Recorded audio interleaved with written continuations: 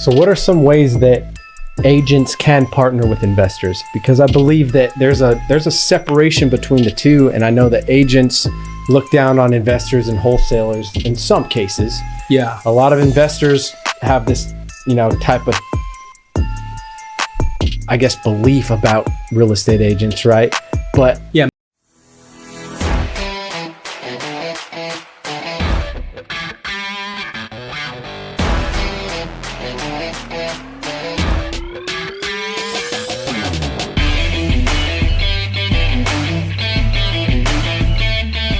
Let's talk about where you're going, right? Visionary is always seeing 5-10 years into the future. What are your 5-10 year goals look like? Or what are you seeking to accomplish? What type of impact do you want to leave? Yeah, I'm all about looking at a sound business for the agents. Like, I'm really building everything right now. I've actually even thought about changing my team name because that doesn't align with the vision now. That's something that we've had the last 5-6 years, that we've been in business, the Barnhill team. But that doesn't align with what we're doing. So for now, it's going to work. But we've thought about rebranding. Yeah. Because it's all about how do we help the agents? And I'm a true coach. I like one of the things I put out there all the time is I help winners win bigger and faster. That's what I like doing, right? People that want to come work. If you don't want to come work, ain't got time for you. Yeah. But you want to come hustle, let me show you some stuff, save you some time, save you some headache. And I'm all about trying to show people, run your numbers. Let's make sure that we're a fit.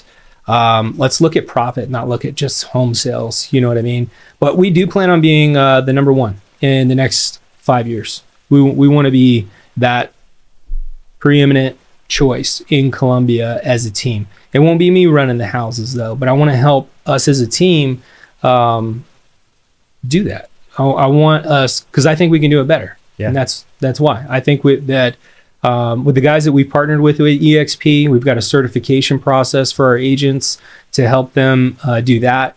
We also have the leverage of being able to show them how to build wealth in real estate, work with real estate investors. And there's just so much opportunity, I think, that people aren't thinking of that we're going to capitalize on, that I'm really just ready to show people what we've been able to do. And, it was work, but now they can start on a team and look at this stuff and actually profit more, get some more time back, and then we can all work together and be number one in Columbia. Good. Be that preeminent choice. So what are some ways that agents can partner with investors? Because I believe that there's a separation between the two, and I know that agents look down on investors and wholesalers in some cases. Yeah. A lot of investors have this, type of, I guess, belief about real estate agents, right? But yeah, most of them suck. My thought is, if you truly want to make it, and we'll get into where the market's going here shortly, like, you really need to find a hybrid between the two, because the more you can come together and collaborate, the more opportunities you're drumming up. We're better together, man. Yeah. There's so much leverage in, for an agent, you look at the power of having a repeat buyer versus having to go get a buyer. A lot of times you're having to pay a referral fee, or you're having to pay to lead generate. And that's if you can figure out how to get the conversion at a high level.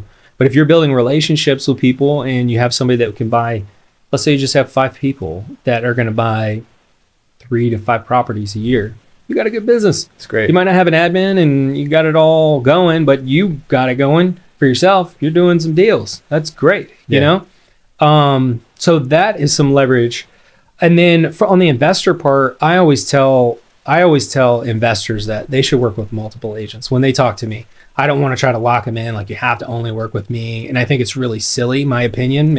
Maybe people think differently, but when people come to me and they're like, well, I already have an agent, and it's like, and I've spent time building a list or something like that, and it's like, well, and I don't feel bad about it. I'm closing the book. I'm like, well, go talk to your agent about their list of off-market properties.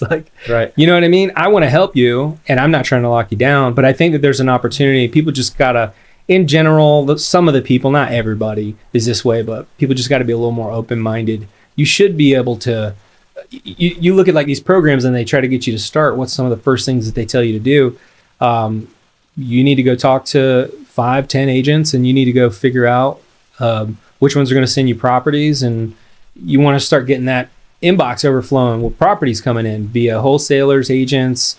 You know what I mean? There's stuff's already going out there. So don't cut your legs off. I'm not trying to lock anybody down, nor should any agent. And that's probably not the agent you want to work with if they are. But you should work with multiple agents. And I think there's a big opportunity for our agents learning to do it themselves, right? Which I think is a big difference than somebody just talking about it, maybe knowing how to do it. Maybe they've done a few deals, but when they have a team, they're surrounded by a lot of other agents, an owner that's doing them, right? Worked with a lot of other people, and we have this collaborative space. I think there's a lot of gold in what we've got going on right now, where we're going to have an environment. It's like, dude, we're learning at a really high rate, right? You're not just some one agent out there on your own island trying to figure all this stuff out on your own. Absolutely. So let's talk about where the market is going. Yeah. Looking back on this last year between COVID-19 and elections, we've almost brewed the perfect storm, right? We really have. And it's taken us into unprecedented times where, at least in our local market, we've never seen housing prices skyrocket like they have in this past year. Like my house, literally $60,000, $70,000 in value that it gained this past year, right? Like it's crazy. It's bananas. Sell it. Oh yeah, it's on the market right now. Hyperinflation, dude. So it's brewing the perfect storm with this real estate market. Yep. Things are getting a little bit too good, right? It's all that good before it tanks. Right. Not to mention the thousands and thousands of people in mortgage forbearance right now, more than 10 times more than we've ever seen in history. Right. So what do you see coming? You're asking the wrong guy. Yeah. Yeah. I always tell people I'm not the economist, and I've got assumptions, but I don't know, man. Bitcoin could take us out. Something will happen. Just don't know when. I know we're overdue. But right now, I think the biggest advice I can tell people is, I always tell people, if you're thinking about selling right now and you don't have to, don't. Yep. You know what I mean? Don't. But on the flip side of that, if you can and you feel like you want to, money is still super cheap. I know rates have gone up just a little bit. You have that power to start right now. You look at the other market and you're trying to get out of one and into one, right? Which is always like this big thing. Like, how do I do both? For most people, right?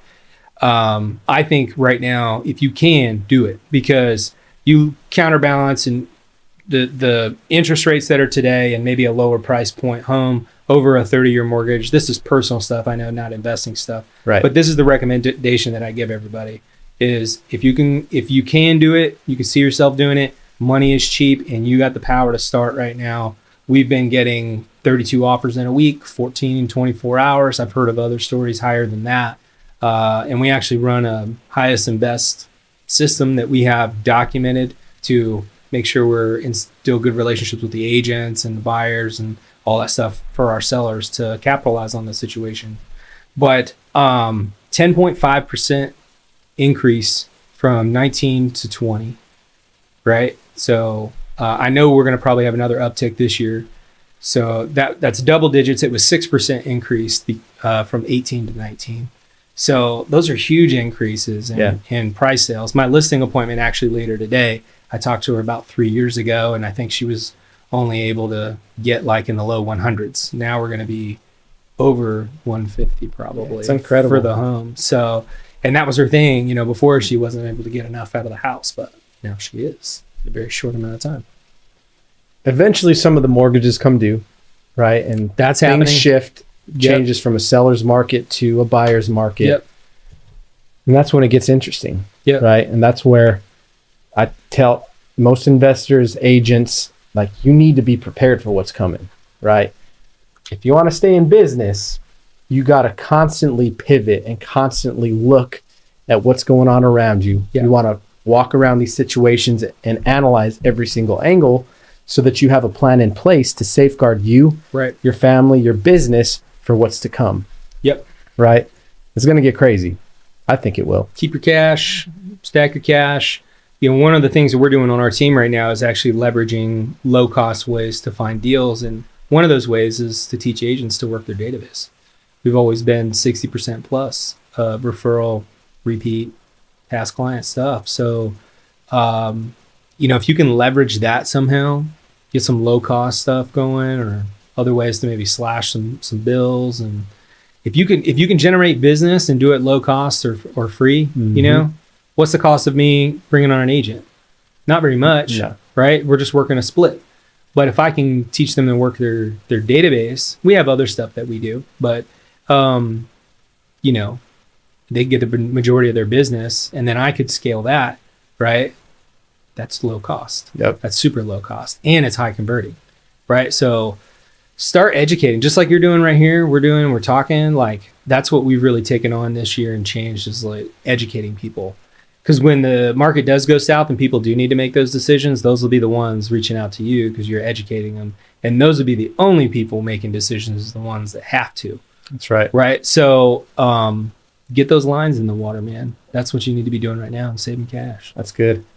People underestimate the value of a database. I screwed it up the first couple of years, man. Yeah. Yeah. I'm only just now really mastering it. Mm-hmm. Yeah. It's pipeline revenue is a thing, right? Yeah. There is fortune in the follow-up. Yep. There's a reason that they say that, right? These agents that are spending tens of thousands of dollars on Zillow ads, everything else, like that that well's gonna run dry, right? Yep. But when you have a database that you, either that or all the money gets sucked out of the economy like a vacuum, banks aren't lending, and then what do you do then? You're spending a bunch of money, no conversion. Right. Right. But the database, that's what you would call evergreen marketing, right? Right. You nurture your people. You take care of your community, the people that have bought, sold, or shown interest. And then to take that a step further, your neighborhood, sphere of influence, right? Like, people underestimate the value of relationships. Yep. And I think that's one of the core principles in business. Yep. Right? Leverage your network. Yep. There's so much opportunity to be found in that. But anything else you want to shoot off before we? No, I was just going to mention again, action-oriented agent is a new thing that we're doing. We're teaching agents the 7 pillars that you need to, and investors would probably benefit from it as well. And it's just everything that we're going to be teaching is everything from personal development that we would be teaching an agent, and everything that we do. We're not anything that we're sharing is not going to be anything that we don't do. It's all stuff that we do. How we get referrals, repeat transactions, all that stuff. And we're teaching you from what you need to be doing to set up your day. I actually have some cool stuff from my coach actually that he's got that we'll be sharing in those. And I haven't set our first date for the first one. It'll be our first one probably in the next 2 months, and we'll be doing them every 2 months. But we're going to take it all the way to closing, how our transaction managers work, and how to get referrals, repeat clients, all that stuff. I love it. Yeah, I love it. Go check out Jacob Barnhill on all channels. Where's the best place to find you? You can just email me, jacob@barnhillteam.com, or if you want to check out what we got going on with the action-oriented agent stuff, go to actionorientedagent.com. Boom. Love it. Yep. Till next time, continue trucking forward. Be the greatest version of yourself, because your future depends on it, right? Get serious about that. Cool. Appreciate you coming on today, bro. Appreciate it. Yeah, it was good. It's fun. For sure. See you guys on the other side.